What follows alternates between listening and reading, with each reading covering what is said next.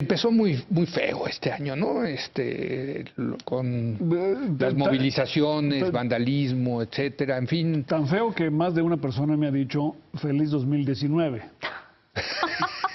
Como ya descontando esto y el 18, ¿no? Ya el 18 también, ¿no? De plano.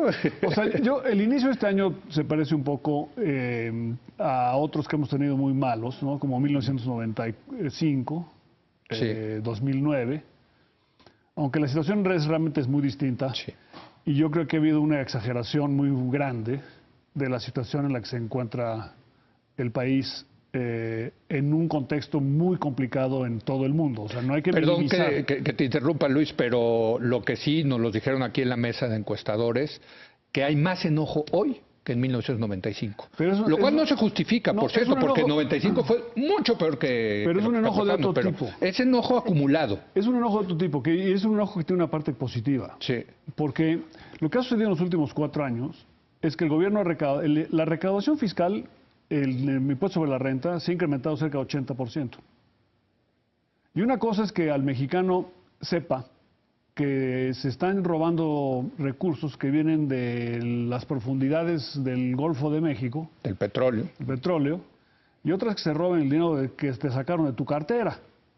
O sea, la reacción no es la misma, ¿eh? Sí. O sea, digamos, el mexicano se ha vuelto más exigente, Más ciudadano. más ciudadano, porque paga más impuestos. Sí. Y la representación es proporcional a la contribución que hace uno a la sociedad. Y el mexicano, que el mexicano exija que el gobierno utilice bien los recursos escasos de los ciudadanos es muy importante. Entonces, parte de, digamos, del rechazo al gasolinazo y a otras medidas es porque el mexicano está pagando más impuestos. Es muy positivo, por cierto, que se esté pagando más impuestos, porque en México se paga poco. Sí. Y se paga de una manera muy desigual.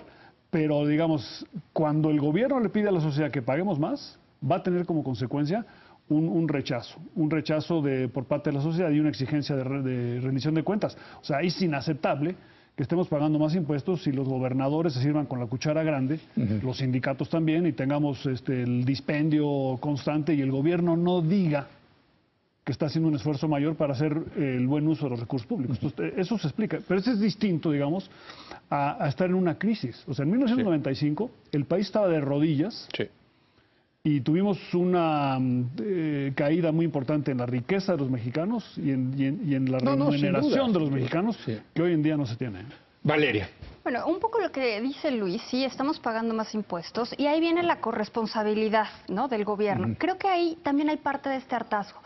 No es solo el que te cobren más, sino ver qué se hace con estos recursos, ¿no? Creo que eso es lo que tiene a la gente muy molesta, porque al mismo tiempo, y lo hemos visto año con año, y 2016 fue tremendo en los escándalos de corrupción, que además llegan a cifras que son incluso difíciles de entender, ¿no? Ya cuando te hablan de miles de millones, la verdad es que pues ya no te dice mucho porque te rebasan, ¿no? Entonces cuando oyes esta cosa de el gobierno está recaudando más y al mismo tiempo ves esto, ¿no?, de esto derroche, este dispendio, la corrupción, y sales de la casa y te caes en un bache que nadie ha tapado en años, o que si se taparon, lo taparon mal y ya se volvió a hacer. Yo creo que eso va sumando al hartazgo. Entonces sí, empieza el año con una subida en el precio de las gasolinas y eso funciona, yo creo, como un catalizador del enojo y del hartazgo de muchas otras cosas.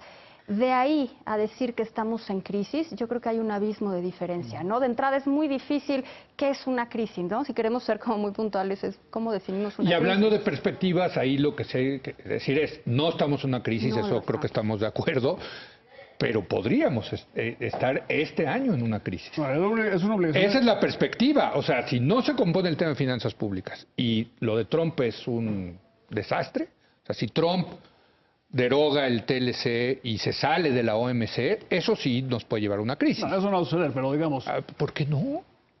Bueno, no va a suceder. ¿Tú crees que no? No. Bueno, yo creo que... Pero digamos, antes de hablar de Trump, yo creo que, o sea, digamos, un poco en la parte económica. El otro aspecto que está relacionado con Trump, por cierto, del enojo, es el tipo de cambio. Sí. En México, los mexicanos tenemos una relación pasional con respecto al tipo de cambio. Y si el tipo de cambio se devalúan nuestras expectativas, se devalúa a nuestros políticos y se devalúa nuestras esperanzas. Pero es que mucha de la clase media hace su shopping en Estados Unidos, ¿no? No, yo no creo que vaya por ahí. No es eso. Desde el punto de vista del mexicano, implica una caída en tu riqueza y en tu riqueza esperada. Sí. Y no estamos acostumbrados en México, y nadie te lo cree, cuando dices, oye, es que el peso se puede revaluar. A eso le dan probabilidad cero. Y entonces cuando el peso se te va, estamos en 13 hace poco. Sí, ahora estamos en 22. Estamos en 22. Sí. Y cuando tú dices, oye, ¿y cuáles son las condiciones objetivas que explican el 22? Hay factores externos, pero echar la culpa a lo externo tiene un límite. También, claro. Y entonces... Y es irresponsable, no solo tiene un límite, sino que es irresponsable, ¿no? Y ahí es donde dices, oye, ¿cuál es la responsabilidad del gobierno en asegurar un entorno donde podamos tener una moneda más sólida? No porque esté yo a favor de un tipo de cambio fijo, lejos de eso, al revés. Sino que hay una responsabilidad del gobierno y desde el punto de vista del público dice, oye, hemos caído en una situación en la que el peso se debilita todo el tiempo y eso es altamente nocivo para la sociedad. Pero yo creo que quizás, Valeria, cuando vemos que se devalúa el peso, los que nos tocó vivir esas crisis de los 80 y los 90, pues era una de esas características y por eso a lo mejor nos sentimos que estamos entrando a otra crisis.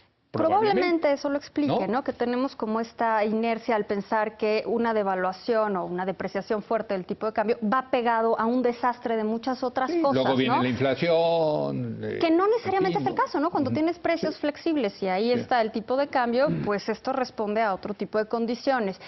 Pero transmitir eso en términos generales a la población, cuando estabas en 13 y ahora estás en 22, pues eso se vuelve una cosa muy complicada. Además de que sí, muy probablemente el tipo de cambio esté reflejando no solo los problemas externos que ya tenemos o que vamos a tener, porque el tipo de cambio reacciona profundamente a las expectativas, sino que también reacciona a nuestros propios temas, a nuestros problemas de nuestra generación, lo que nosotros hemos ido causando. Nuestros traumas. Nuestros traumas, por un lado, pero también a nuestras broncas económicas, a nuestros números, a nuestras finanzas públicas, a nuestra cuenta corriente. O sea, no es...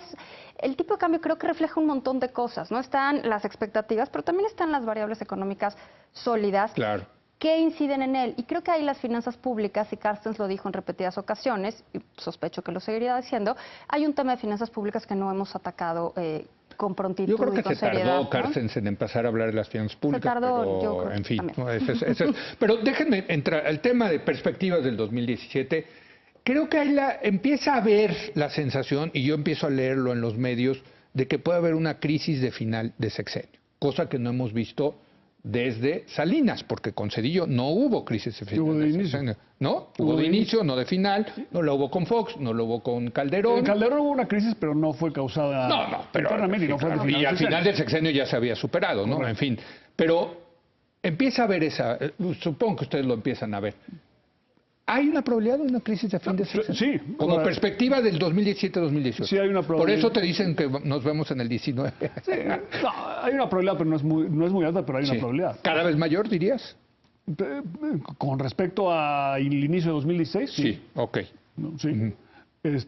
Ahora, el trabajo del gobierno es precisamente evitar eso, ¿no?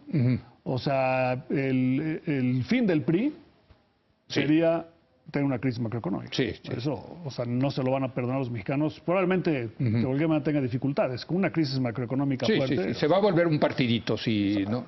Olvídate. Y con justa razón. Sí, claro. O sea, la obligación del Estado es precisamente mantener la estabilidad.